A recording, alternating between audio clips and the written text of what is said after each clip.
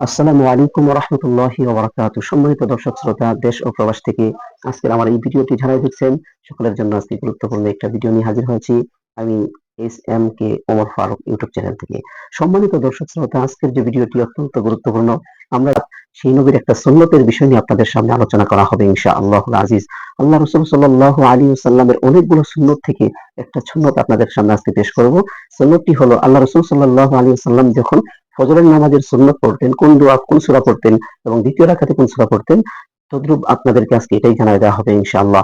আল্লাহ রাসূল সাল্লাল্লাহু আলাইহি ওয়াসাল্লাম ফজরের 2 রাকাত সুন্নত নামাজে প্রথম রাকাতে সূরাতুল কাফিরুন তেলাওয়াত করতেন, দ্বিতীয় রাকাতে সূরাতুল ইখলাস তেলাওয়াত করতেন এবং মাগরিবের নামাজেও সুন্নতের মধ্যে সূরাতুল কাফিরুন প্রথম রাকাতে তেলাওয়াত করতেন, দ্বিতীয় রাকাতে সূরাতুল ইখলাস তেলাওয়াত করতেন।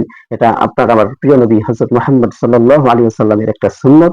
এই সুন্নতের আমলটাও যদি সম্মানিত দর্শক আপনারাও করতে পারেন, আমার যারা নামাজি ভাইরা